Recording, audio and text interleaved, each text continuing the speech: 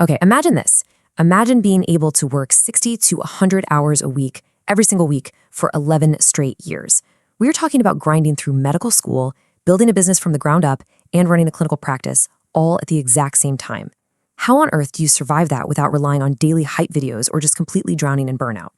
Well, the secret isn't some endless magical supply of natural drive. It actually comes down to a very specific clinical psychology framework that allows you to force productivity even on the days you feel totally drained. Today, in this explainer, we're going to unpack exactly how that works by exploring something called the diffuse method. But first, I want you to just listen to your own internal monologue for a second, right? When you have a task sitting there waiting to be done, do you hold off until you feel like doing it?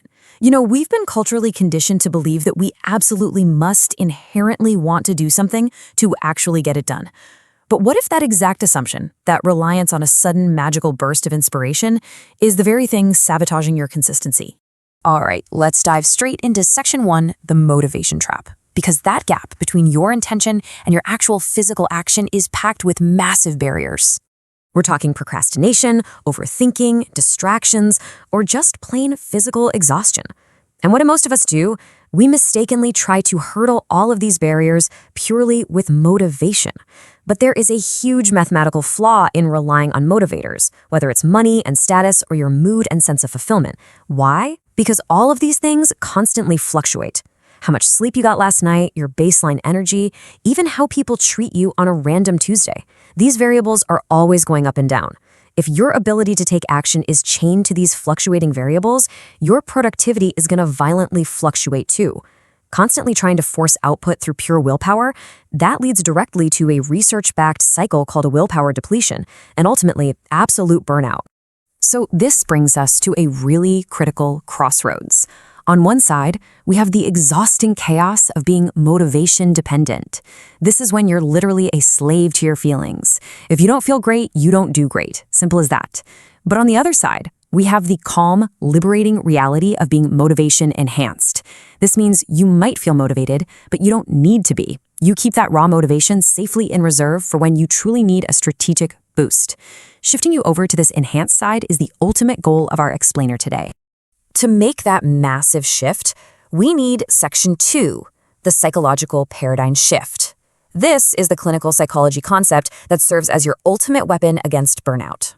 See, we naturally operate under what psychologists call thought-action fusion.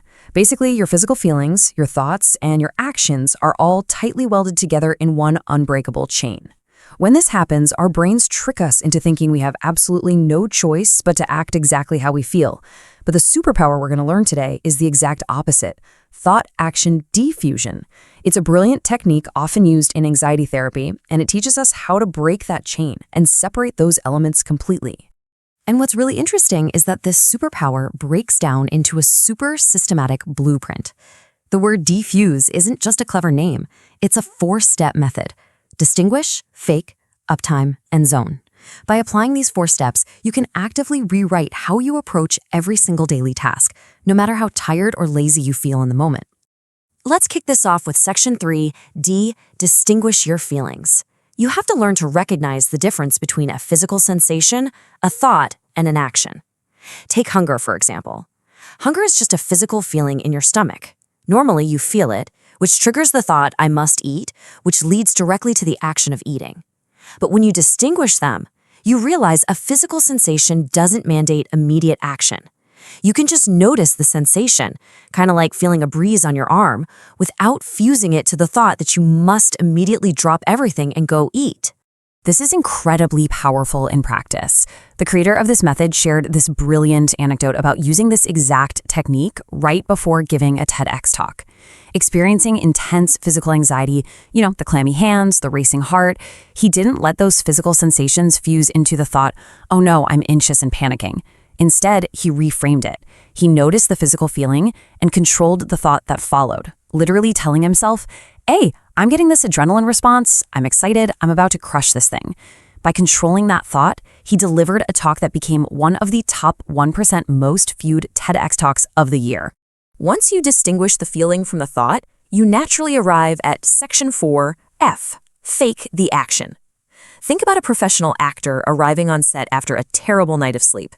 They feel completely exhausted, but when the camera rolls, They can still perfectly play the role of a highly energetic character. They fake the action.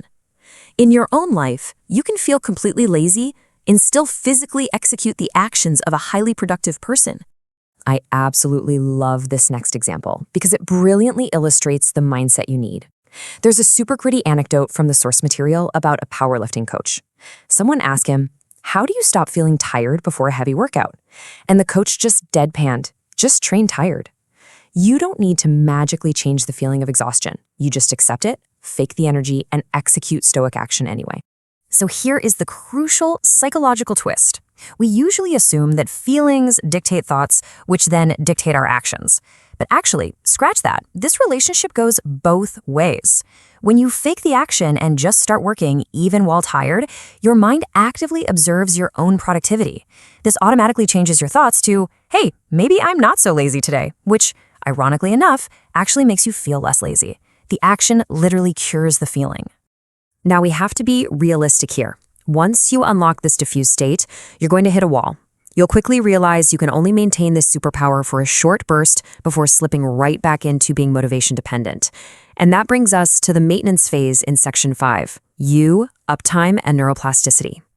Uptime is all about incrementally extending the duration you can actually maintain this thought-action diffusion. Let's look at how this builds. At first, you might only be able to fake it and force focus for 10 minutes. Honestly, that's fine. The next day, you push it to 12, then 14. Because of neuroplasticity, as you continuously expose your brain to this new pattern of thinking and acting, your brain actually molds and adapts.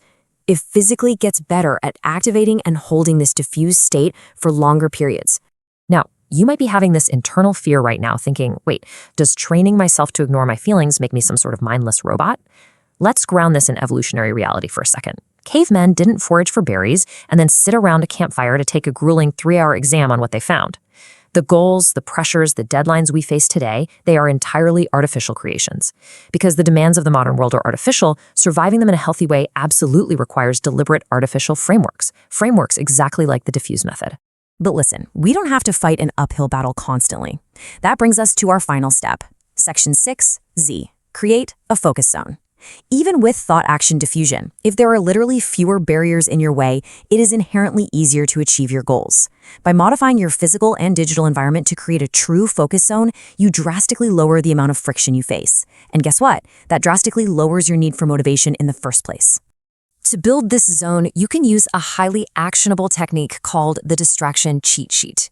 Next time you sit down to work, just write down the specific triggers that break your focus. Maybe it's a specific app icon or a game controller sitting right there on your desk. Then, when you do have a burst of high energy, use it strategically. Pack away those physical triggers, remove the apps, use blockers like focused work, and preset your materials for the next day. You systematically build an environment where distractions simply cannot touch you. By distinguishing your feelings, faking the action, building your uptime, and creating a bulletproof focus zone, you have completed the ultimate transformation, the whole shebang.